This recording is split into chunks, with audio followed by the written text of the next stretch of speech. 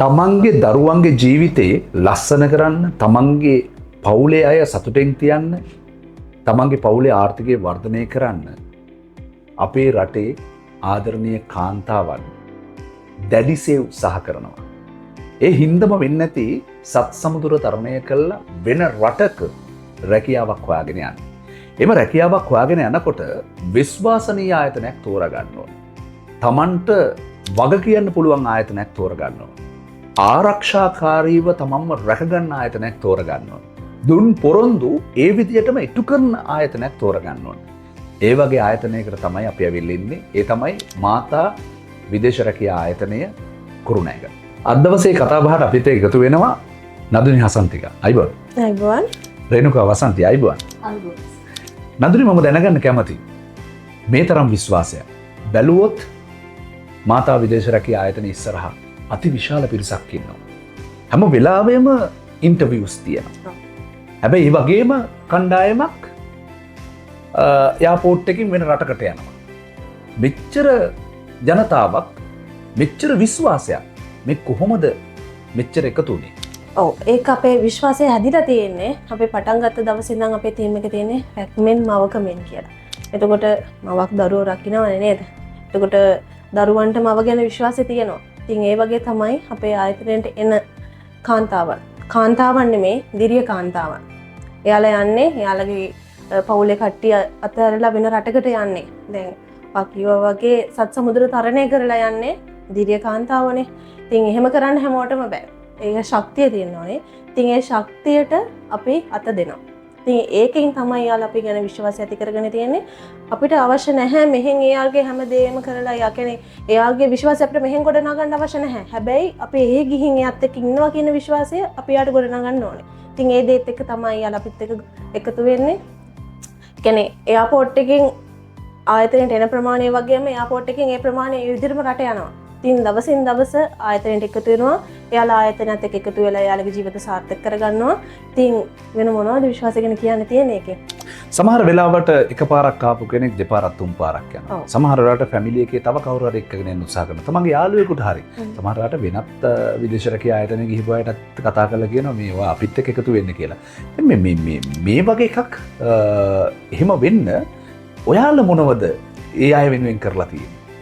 කෙනෙක් අපි ගාවට ආවට පස්සේ එතකොට දැන් හිතන්නකෝ එක්ස්පීරියන්ස් තියෙන කෙනෙක් තව කෙනෙක් අපිට අඳුරනලා දෙනවා කියලා. එතකොට අඳුරනලා දෙන්නේ ෆස්ට් ටයිම් යන කෙනෙක්. එතකොට එක්ස්පීරියන්ස් තියෙන කෙනා දන්නවා අපි අනිවාර්යයෙන්ම අලුතෙන් කෙනෙක් අඳුරනලා දුන්නාම එයාගේ රට යන අවශ්‍ය සියලුම වැඩ කටයුතු අපි කරලා දෙනවා කියලා. ඒ කියන්නේ එයාගේ પાස්පෝර්ට් එක හදලා දෙනවා. එතකොට එයාගේ પાස්පෝර්ට් එක හදන්න සමහර කට්ටිය යන්න දන්නේ නැහැනේ. પાස්පෝර්ට් ඔෆිස් තියෙන කොහෙද කියනවත් දන්නේ නැහැ. ඉතින් ඒ හැමදේමත් එක්ක තමයි අපි උදව් කරගෙන කරන්නේ. එතකොට එයාට තනියෙන් එයා රට යන ගමනක් නෙමෙයි තියෙන්නේ. අපේ උදව් ඇතුව යන ගමනක්. ඉතින් ඒ දේවල් එක්ක පළවෙනි පාර රට ගියපු කෙනෙක් තව පාරක් අපේ ආයතනයට එනවා. එතකොට දෙවෙනි පාර රට ගිහලා අපෝ තුන්වෙනි පාරත් රට යන්න එනවා. ඉතින් ඊටත් වඩා විශ්වාසය ඇති වෙලා තියෙන්නේ රට ගියාට පස්සේ අපි අලත් එක්ක ඉන්න හින්දා. එතකොට එයා දන්නවා අපි අදත් එක්ක ඉන්නවා කියලා. ඒ හින්දාම තමයි එයා තව කෙනෙක්ට කියන්නේ මේ මිනිස්සු අපිත් එක්ක කතා බහ කරනවා. අපි කියන හොයලා බලනවා. අපේ ප්‍රශ්නයක් ගැටලුවක් අපිට ඕන වෙලාවක කියන්න පුළුවන්. අපේ ගෙදර ගැටලුවක් අපිට කියන්න පුළුවන්. ඉතින් ඒ හින්දා තමයි බය නැතුව අපේ ආයතනයේ තව කෙනෙක් ගෙනල්ලා දෙන්නේ. ඒ විශ්වාසයට හොඳ උදාහරණයක් තමයි මේ අපිත් එක්ක ඉන්නේ අපේ මිස්. එතකොට එයාගේ විශ්වාසය මත තමන්ගේ දරුවෝ අපේ ආයතනය හරහා රට යවන්න මේ වෙනකොට යොමු කරලා තියෙනවා. මේ තමයි සතුට. තමන් රට ගිහිල්ලා ඒ විශ්වාසයේ තමන්ගේ දුවවත් මාතා විදේශ රැකියා ආයතනය හරහා රට එක්කගෙන යන්න හදනවා. මේ නම රේණුකා. ගෙවල් කොහෙද? නුවර. නුවර. එතකොට මේ මීට කලින් රට ගිහිල්ලා තියෙනවද? ඔව්, මම තෝරගත්තේ මාතා විදේශ රැකියා ආයතනය තමයි පළවෙනි පාරට රට යන්නේ. කොහෙද ගියේ? කුවේට් එකට. කුවේට් එකට ගියේ. කුවේට් එක හොඳයිද? අනිවාර්යෙන්ම හොඳයි. ඒ කියන්නේ ලංකාව වගේම තමයි. අපිට සැලරියක් ගොඩක් වැඩි රටක් කුවේට් එක. ලංකාව වගේම නිදහසේ එයාලගේ හිත දිනාගෙන ඉන්න පුළුවන්. ඒ කියන්නේ ලංකාව වගේම හැඟීමක් තියෙන දෙහෙ ගියම්. මොකද ගොඩක් රට ගිහිපු අය ඉන්න තැනක්. ලංකාවේ රට ගිහිපු අය ඉන්න තැනක්. අය තමයි ගොඩක්ම කුවේට් එකේ ඉන්නේ. එතකොට දැන් මේ ඇයි ලංකාවට ඇවිල්ලා දුවත් එක්කගෙන යන්න හදන්නේ? මගේ ඇත්තටම ලොකු හීනයක් තියුණා හිතේ. මම යනවත් එක්කම මගේ දරුවත් එක්කන් යන්න. ඒ හැඟීම මට මාතා ආයතනයෙන් ඉෂ්ට කරලා දුන්නා. එකම දවසේ එකම ෆ්ලයිට් එකේ. ඒකට මම ගොඩාක් ස්තුති කරනවා. මේ මට මාර සතුටක් තියෙන්නේ. ගිය අවුරුද්දෙත් මං ගිහිල්ලා මම දේවල් කරගත්තා. දෙවනි වතාවටත් මම මාතා විදේශ රැකියා ආයතනය තෝරගත්තේ විශ්වාසවන්ත නිසා. ඒකේ සුහදශීලී කාර්ය මණ්ඩලයක් ඉන්නවා. අපි මෙතනින් මුල්ම පටන් ගැනීමේ සිට ලංකාවට එනකනුත් එයාලා දිවාරය වෙහෙස වෙලා අපි ගැන හොයා බලනවා. විශ්වාසවන්තම රටක්. දැන් බලන්න තමන්ට තියෙන හැඟීම ඒ විදිහටම ඇය කියනවා. පළවෙනි පාර ගියා ඒ විශ්වාසය ඒ විදිහටම තියෙනවා. දෙවෙනි පාරත් මාතා විදේශ රැකියා ආයතනයට ආවා. ඒ විශ්වාසයෙන්ද තමන්ගේ දුවවත් එක්කාසු කරගත්තා.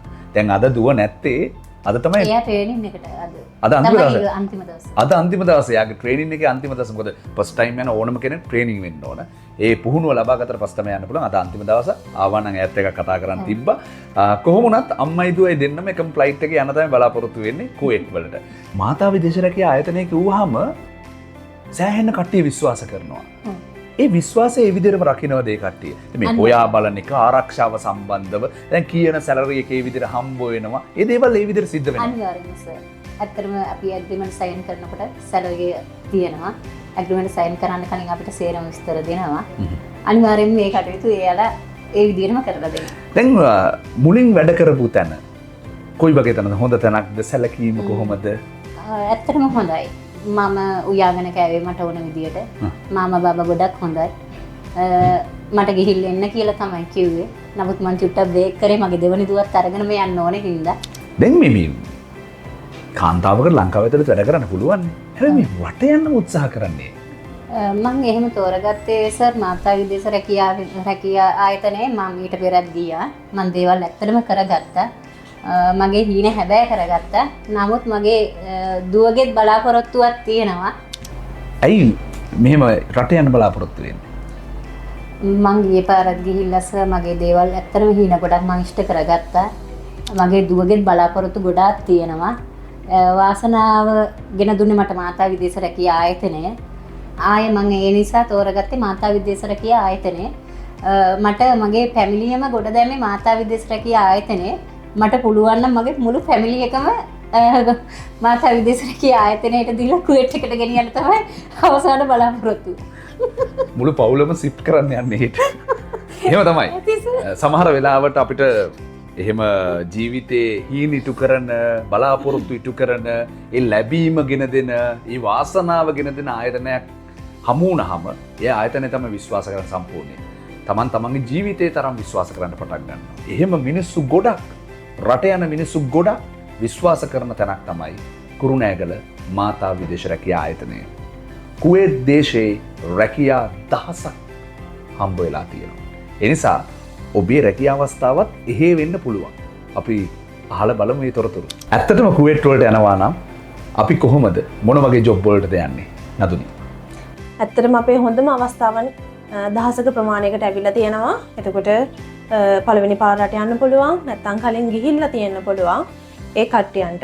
ඒ කියන්නේ ගෘහ සේවිකා, එතකොට ගෘහ කෝකිවරියන්, සාතු සේවිකාවන්ට අපි හරහා මේ වෙලාවේ රට යන්න අවස්ථාව තියෙනවා.